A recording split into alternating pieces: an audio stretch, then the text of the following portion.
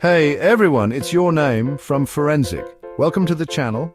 Today we're talking about something that's kind of inescapable in the 21st century, cybercrime.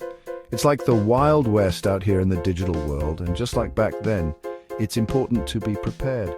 We're going to be talking about the different types of cybercrime, from hacking to phishing to ransomware, and what you can do to protect yourself, because let's be real, none of us are immune to this stuff.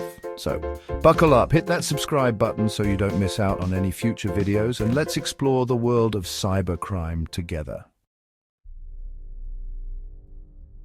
When we hear the word hacking, we often think about some tech genius in a dark room, surrounded by screens, breaking into government systems. And while that does happen, hacking can be a lot more mundane and a lot closer to home. Hacking is essentially gaining unauthorized access to a computer system or network.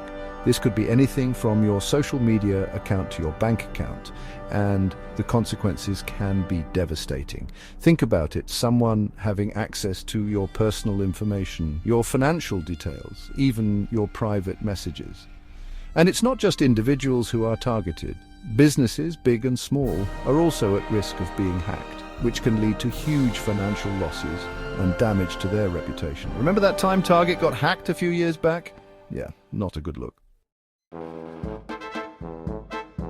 Phishing is basically the digital equivalent of a wolf in sheep's clothing. It's a type of social engineering attack where criminals try to trick you into giving them your personal information. They do this by sending you emails or text messages that look like they're from a legitimate source, like your bank, a social media platform, or even a trusted online store. These messages often create a sense of urgency, maybe telling you your account has been compromised or you've won a prize, and urging you to click on a link or download an attachment. But here's the thing, those links, they're traps. They might take you to a fake website designed to steal your information or download malware onto your device. So next time you see an email that seems even the slightest bit fishy, remember, don't take the bait.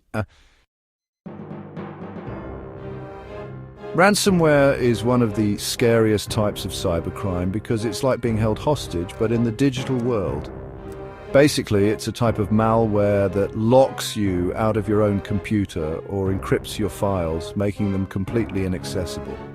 And just like in a real hostage situation, the criminals behind the attack demand a ransom, usually in cryptocurrency, in exchange for the decryption key. They often threaten to delete your files or release sensitive information if you don't pay up. Imagine losing all your photos, documents, everything, and then having to decide whether or not to pay these criminals. It's a terrifying situation to be in, and unfortunately, it's becoming more and more common.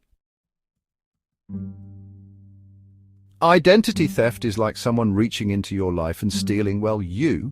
It occurs when someone gains access to your personal information, like your social security number, driver's license, or credit card details, and uses it for their own gain. They could open credit card accounts in your name, take out loans, even file taxes pretending to be you. And the worst part is you might not even realize it's happening until it's too late, until you start getting calls from collection agencies or denied for loans. Identity theft can have a devastating impact on your life, affecting your credit score, your finances, even your ability to get a job. It's like trying to rebuild your life from scratch, and it can take years to recover from. We all know that bullying is a serious issue, but what happens when it moves online? Cyberbullying is the use of electronic communication to bully a person, typically by sending messages of an intimidating or threatening nature. It can take many forms: spreading rumors, posting embarrassing photos or videos, making threats, or simply bombarding someone with hateful messages. And because the internet never sleeps, cyberbullying can feel inescapable, like it's following you everywhere you go. The emotional toll of cyberbullying can be devastating, especially for young people. It can lead to anxiety, depression, low self-esteem, and in some cases, even suicidal thoughts. It's crucial to remember that words have power, even online, and to treat each other with kindness and respect. Well, there you have it, a crash course on some of the most common types of cybercrime. It can seem overwhelming, I know, but the good news is there are steps you can take to protect yourself. We'll be talking about those in a future video, so make sure you're subscribed and hit that notification bell so you don't miss it. In the meantime, remember to be vigilant, be skeptical, and be informed. The more you know about the threats out there, the better equipped you'll be to avoid them. Thanks for watching, everyone. Stay safe online, and I'll see you in the next one.